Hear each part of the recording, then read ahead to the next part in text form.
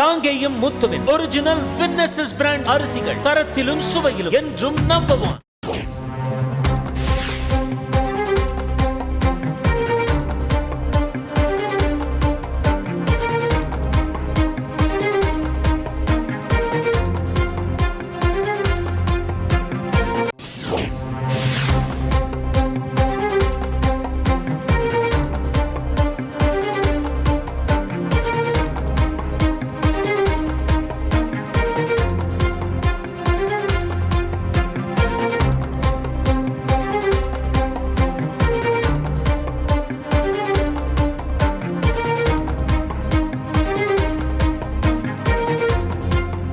நாம் தமிழர் கட்சிக்கு கரும்பு விவசாயி சின்னம் வழங்குவது தொடர்பான வழக்கு இன்று விசாரணைக்கு வர இருப்பதாக தகவல் வெளியாகியிருக்கிறது.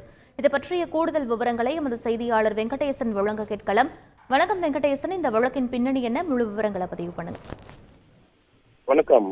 மக்களவைத் தேர்தலிலும் தமிழகத்தில் நடைபெறும் இடைத்தேர்தலிலும் போட்டியிடும் வகையில் தங்களுக்கு அந்த கரும்பு விவசாய சின்னத்தை ஒதுக்க கோரி உச்சநீதிமன்றத்தில் நாம் தமிழர் கட்சியின் தலைவர் சீமான் சார்பில் ஒரு மேல்முறையீடு மனு என்பது தாக்கல் செய்யப்பட்டுள்ளது. இதனிடையே தேர்தல் ஆணையம் நேற்று மக்களவைத் தேர்தல் அறிவிப்பை முறைப்படி வெளியிட்டது. இதன்படி இன்னும் 3 நாட்களுக்குள் தமிழ்நாடுக்கான அந்த மக்களவைத் தேர்தலுக்கான வேட்புமனு தாக்கல் என்பது துவங்கி 27ஆம் தேதி அந்த வேட்புமனுக்கான இறுதி நாளாக இருக்கிறது. வேட்புமனு பரிசீலிக்கும் நாள் 28ஆம் தேதி இருக்கு. வேட்புமனு திரும்ப பெறுவதற்கு 30ஆம் தேதி என்ற நிலையில் இன்னும் இந்த மாதத்திற்குள் இன்னும் ஒரு 10 அல்லது நாட்களுக்குள் இந்த அத்தனை விஷயங்களும் முடிந்துவிடும் என்பதால் தங்களுடைய மனு ஏற்கனவே ஏப்ரல் 1ஆம் தேதி இந்த விசாரணை என்பது ஒத்திவைக்கப்பட்டுள்ள நிலையில் அந்த ஏபி படிவங்களில் கையெழுத்திட வேண்டிய தேவை நாம் தமிழர் கட்சிக்கு உள்ளதால் தங்களுடைய மனுவை அவசரமாக விசாரிக்க வேண்டும் என கோரி அவரது சார்பில் வழக்கறிஞர் தற்போது ஒரு பதிவாளருக்கு ஒரு கடிதத்தை எழுதியுள்ளார்.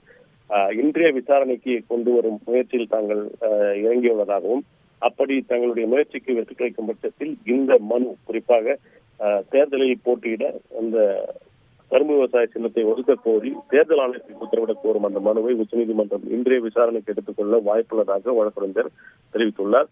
இன்றைய விசாரணைக்கு வருமா என்பதை சற்று நேரத்தில் நமக்கு தெரிவிக்கிறோம்.